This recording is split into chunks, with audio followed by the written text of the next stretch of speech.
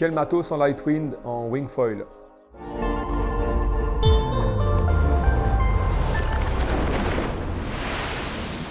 Alors il y a trois facteurs, hein, forcément la planche, le foil et la wing.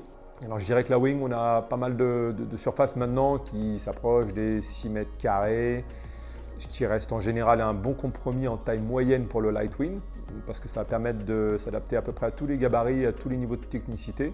Il y a aussi des gens qui ont des préférences sur le faire du Lightwind avec une wing même de taille légèrement inférieure, mais ils vont chercher à compenser en général par soit un foil qui aura des capacités de Lightwind, dans le Lightwind qui va être supérieur, soit une planche, soit idéalement le combo des deux, voire même le combo des trois.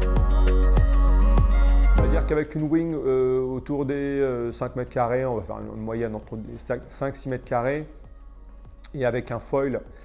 Alors c'est un peu le sujet, il y a différents foils qui vont avoir des aptitudes au Lightwind qui vont être très intéressantes. En fonction des aspératios que vont avoir ces foils, les surfaces vont être assez peu comparables avec des aspératios médium.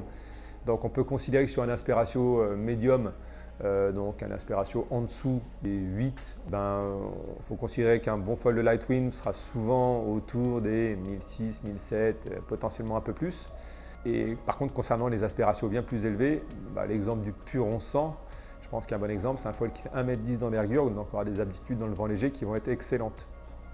Peut-être un tout petit peu plus technique pour le décollage, mais par contre bien plus facile pour entretenir le vol une fois en l'air que beaucoup d'autres foils, même avec des surfaces bien supérieures.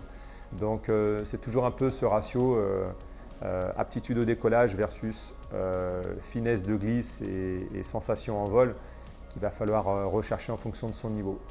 Un des facteurs les plus importants, en fait, et on l'a réalisé ces derniers mois pour l'aptitude au Lightwind, c'est les boards qu'on va utiliser. Donc dans l'idéal, utiliser une planche qui va avoir un ratio longueur-largeur qui va principalement privilégier justement plutôt des boards relativement étroites et pas mal de longueur de rail, donc pas mal de longueur de planche tout court.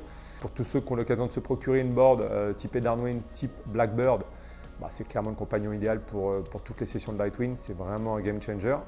Mais on a aussi d'autres planches dans la gamme qui sont plus courtes et qui proposent des propriétés de glisse qui sont hyper intéressantes et qui ont ce ratio glisse-encombrement qui va vraiment être optimal.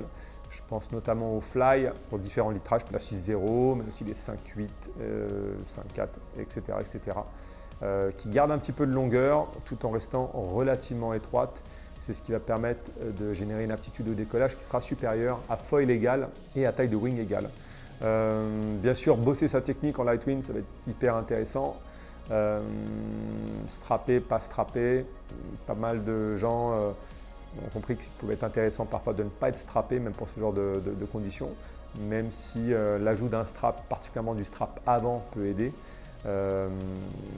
Voilà, ça permet d'affiner sa technique de vol et de prise de vol, on va dire, et d'entretien du vol d'ailleurs. Donc le Lightwind, c'est clairement un aspect intéressant de notre pratique et je pense que tout le monde est en train de progresser assez grandement à ce sujet.